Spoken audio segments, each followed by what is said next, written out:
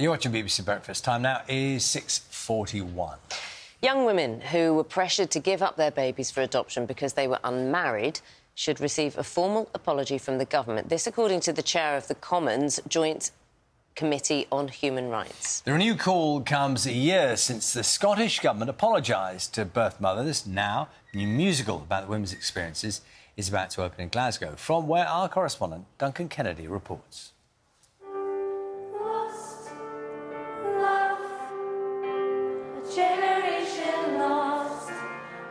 The anguish of forced adoption, told in music, words and heartache.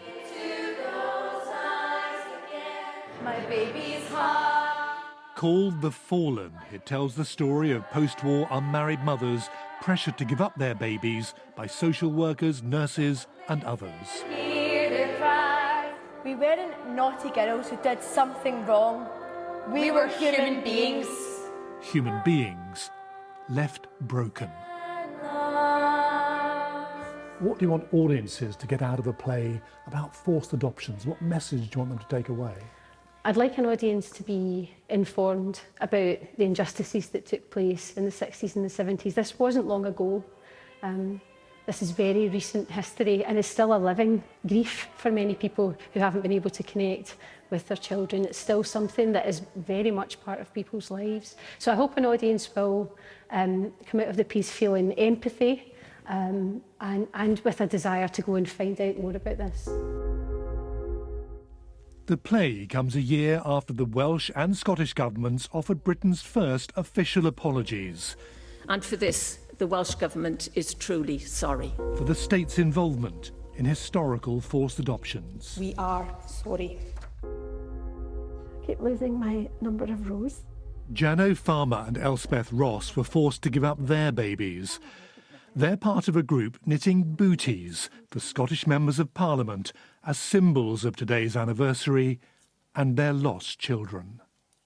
Here we are at the first anniversary. What does it mean to have been given this apology by a national government? It meant everything. I feel a little bit taller.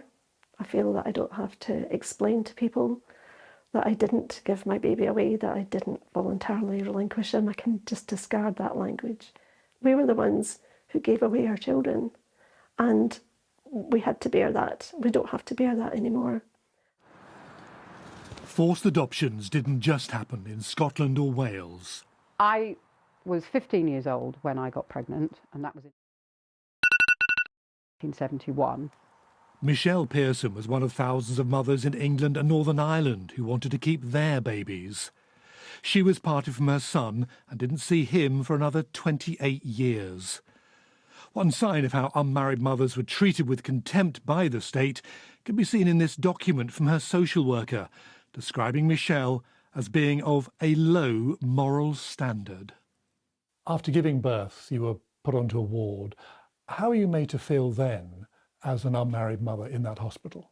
I'm in a bay. I'm in one corner with the window, and there's another mother in the far corner. Everybody around her bed is full of joy. There are cards galore, there are flowers, there's happiness, there's joy. And in my corner, there's anguish and pain and desperation and nothing. No cards, nothing. Historical forced adoptions affected around 185,000 babies across the country.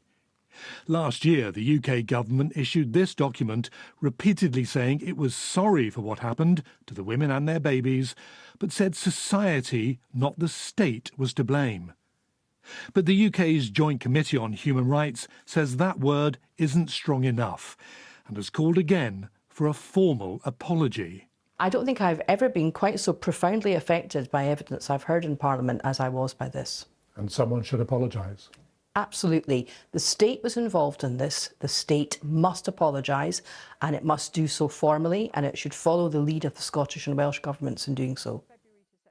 Something the birth mother Michelle Pearson agrees with.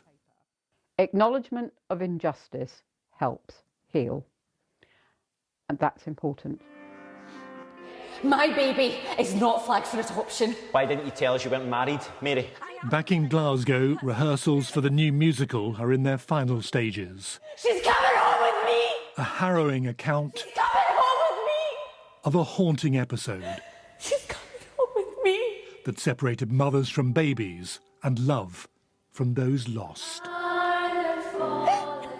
Duncan Kennedy, BBC News. Let's take a moment now to have a look at the weather.